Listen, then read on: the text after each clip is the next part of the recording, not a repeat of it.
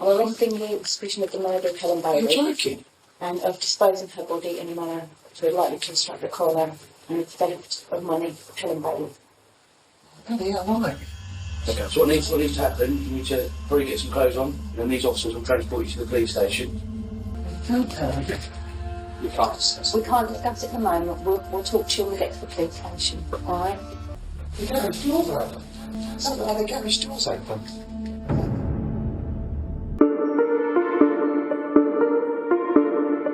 Hello Mysterious family, welcome to Mysterious Mariam. I am Mariam and before getting into the video, let me tell you that this video is for educational purposes and all the given information is present online. Let's get started. Helen Bailey was born on August 22nd, 1964, and coincidence is today when I am writing this script, it's 22nd of August. So sadly, even if she is not among us, happy birthday Helen. Anyways, Helen was born in Pontyland and was brought up there. Growing up, she was a bubbly, full of life girl. She gained a degree in psychology at Thames Polytechnic in London, which is now the University of Greenwich. She was to do a PhD in something scientific because she fancied the idea of being called Dr. Bailey and whizzing around in a white coat. In 1987, she joined Patrick Sinfield Limited, the UK licensing company that represented several major international properties including the extraterrestrial. She started to love her work and realized that there was no going back to her PhD. She moved from Clerkenwell to Highgate around the same time. She was 23 and was working as Patrick's secretary. Their working relationship soon changed to love and they both decided to get married. Helen and Patrick led a very satisfied, happy married life. From her childhood, Helen loved to write journals every day about who did what and with whom. This sparked her writing interest. Her first Electra Brown book, Life at the Shallow End, was published in 2008. This book was about a teenager whose family is falling apart and all she can think about is whether green eyeliner complements or clashes with her blue eyes. This book was so well received that she ended up writing 4 more books in this series. She wrote for children and young adults. On February 27, 2011, she and her husband were on the holiday in Barbados. Patrick went for a morning swim in the sea. Helen was having sunbath on the beach in her bikini when she heard Patrick's call for help and watched helplessly from the beach as he was pulled away to the sea by a riptide. He drowned. Later, Helen wrote in her book, as attempt to revive him failed, I could just hear either in my head or out loud, but I am wearing a bikini, but I am wearing a bikini. It seemed such a bizarre thing to have your husband die while you are wearing a bikini and flip-flops, as if bad things can't happen when you are wearing a good bikini. What can be more devastating than losing someone you loved right in front of your eyes and you can do anything to save them? This incident turned her from a wife at breakfast to a widow by lunch. She was 46 when Patrick died. They had been together for 22 years and married for last 15. Helen stopped writing for young adults. Instead, she wrote on Planet Grief, a blog about the complexities of grieving and trying to make sense of a situation in which she went through. After Patrick's death in October 2011, she met and fell in love with a widower from some Facebook group of widows, Ian Stewart, whose wife had died suddenly in 2010. He was a former software engineer who had not worked since the mid-1990s due to his ill health. Helen related to this man so much. For her, he was going through the same pain as she was, so they connected well. Ian had 2 sons aged 23 and 20. In 2012, Helen wrote a will in which she left her fortune to her brother John Bailey, stepson Daniel Sinfield, and friend Jenny Winterbottom. But in July 2014, she changed it so that her fiance would inherit most of her assets, around £4 million fortune, and gave him power of attorney. Helen also took out a life insurance policy to cover a potential £1.2 million inheritance tax bill should she die before they were married. She sold her home in Highgate and bought a new house with Stewart on the outskirts of Royston the same year. In 2015, she turned the blog into a memoir named When Bad Things Happen in Good Bikini. Talking about Ian in her blogs and books, she described her new partner as gorgeous grey-haired widower, and they were said to be planning to marry. She wrote in her book, now we have got 2 grieving families coming together. Marriage would be on the cards, but only when everybody who came to the wedding felt 100% comfortable. Believing Ian to be her happy ending, as she wrote in her book, and with her writing career flourishing, Helen believed she had finally found contentment. A former neighbor later said in an interview that she she went to the Christmas parties at their house with champagnes and cakes. Helen was very friendly and outgoing. Ian came across as quiet but was perfectly nice. He was the perfect host. Talking about Helen's feeling for Ian, she said she was mad about him, maybe because she had not really recovered from the loss of her husband and was looking to replace him. She was very vulnerable and was besotted by Ian, and he exploited that. Helen started to be concerned about her state of mind because she had been forgetting things and she was constantly tired. She felt sleepy all the time. She would Google her symptoms to try to make sense about her problem. She confided in her mother and brother about her condition. She would say, "Mom, I don't even recognize my own hands." On the morning of April 11th, 2016, Helen was now 51. She spent the morning googling details about Brockett Hall, where she wanted her and Ian to have their wedding. She emailed her close friend, but by the midday, she was not answering her calls. By 3 p.m., Ian was at doctor's to have a dressing changed after a keyhole surgery that he recently had. She was last seen at her home at about 2:45 in the noon on Monday on April 11th. By Ian Stewart, no one heard anything from her after that, and her dog Boris was gone as well. Her brother, thinking that she might have gone to Kent to write her new book in silence, visited the property there, but she was not there as well. On April 15th, 4 days after Helen's disappearance, Ian Stewart finally called 101 to inform the disappearance of his fiance. His behavior was pretty weird on the call. What's your partner's name? Helen Bailey. What's her date of birth? Oh, crikey. God, she phoned me there. What's her height initially? Oh, I'm going to guess here. She has told me, but she's probably 5'10". Hair colour and style? It's on the shoulder, long. It's black going grey. Eye colour? Oh my God, how do you forget these things? I don't know at the moment. Sorry, it's just gone out of my head. What? It's your fiance you are talking about. The person you are living under the same roof with. You forgot your partner's birthday?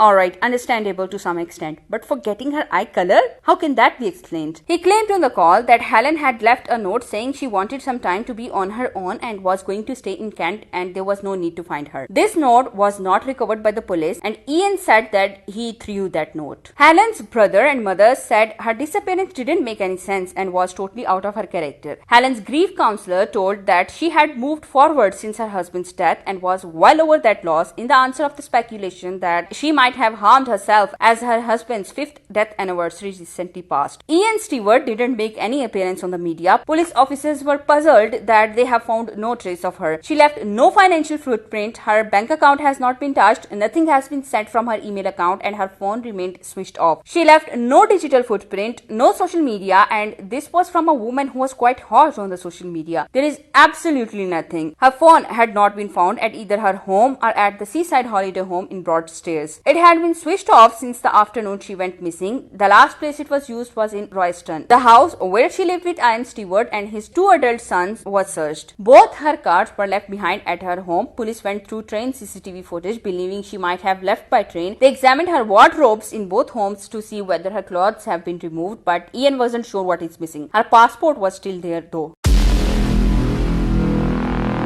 Days changed to months, and Helen's family was making public appeals to everyone to come forward with any information about Helen. People were looking everywhere for her, and Ian Stewart got under police suspicion. On the same day Helen disappeared, Ian visited his doctor around 2:45. He was captured on CCTV dumping a large white object, possibly a duet, at a tape after his doctor's appointment. Then he went on to attend a meeting with Helen's property dealer. He told him that Helen was too unwell to join him, but he wanted to push through the sale of a house that she owned in Gateshead, and he owned a power of attorney to be able to break that deal. Then he went to watch his son play before buying a Chinese takeaway for both of them. That night he sent a text message to her phone reading XX without putting any significant effort in finding her. Experts believe that Ian very cautiously planned all these activities that day to give an impression that he had a busy schedule, so he had no time to kill and dispose Helen's body. More significantly, Ian, even being the IT expert, had made a fatal technical error.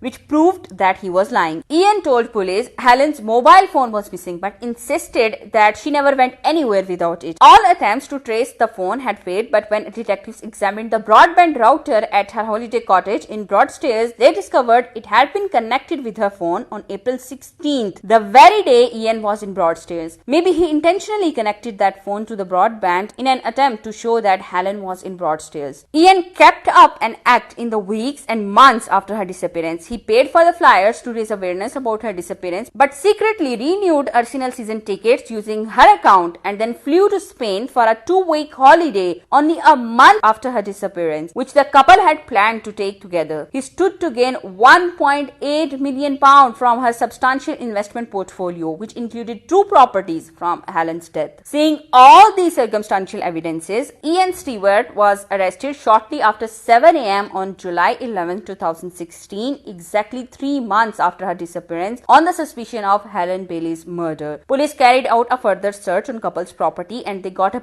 big hint about where Helen's body could be was from Ian's very first concern on hearing the news of his arrest. The garage door's open. Something like the garage door's open.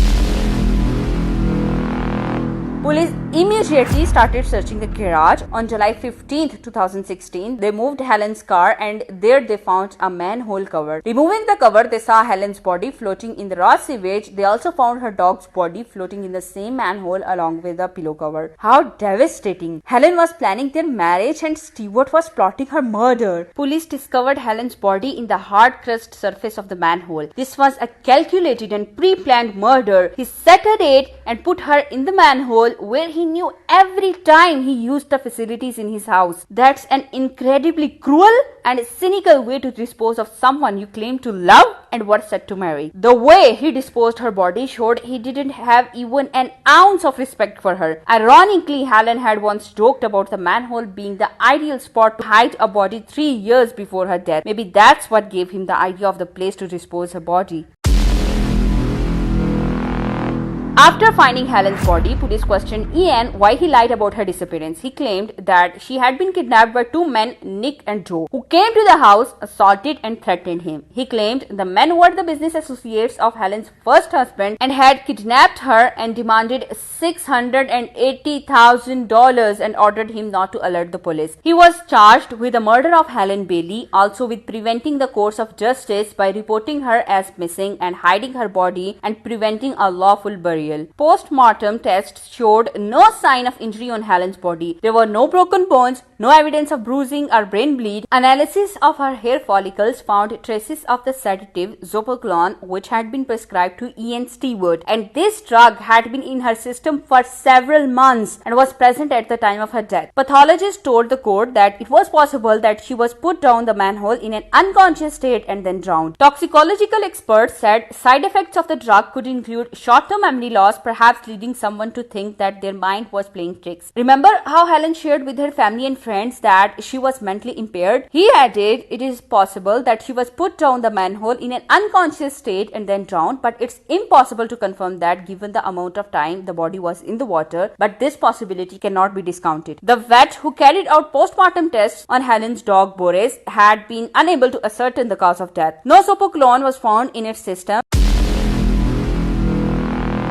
During his murder trial, the jury heard how he began love-bombing the grief-stricken widow with texts and emails, knowing her wealth and desperation. He even used the death of his own wife as currency to buy his way into Helen's affections. Helen's neighbor testified in the court that Ian was not at all fond of her dog Boris. She told the court that she was desperate to get married, and I think he murdered her because he did not actually want to marry her. He was a psychopath. The trial judge, Andrew Bright, sentenced Stewart, who refused to attend the hearing, to life with a minimum term of 34 years. After Ian's conviction, police also began investigating the death of his first wife, Diane Stewart, who suddenly died in 2010. An inquest ruled she had died of natural causes, but there were many suspicious questions regarding her death mystery. And guess what? Ian Stewart was found guilty of killing his wife 6 years before he killed Helen. Helen's grieving family believe it was her warm and trusting nature that made her such an easy target for Stewart's murderous plan. The family of author Helen Bailey has accused police of giving her psychopath fiance Ian Stewart a license to kill her 6 years after he murdered his first wife Diane Stewart. How and why he killed Diane and how he got away with her murder for this long, we're going to discuss that in the next video. Honestly, I have never seen a more twisted murder plotter than him. And he did it for what? Money? No money is worth more than a human life, and it's not like he got it in the end. That is it for today's video. Do share your suggestions in the comments below. Don't forget to subscribe for future videos, and I will see you next week.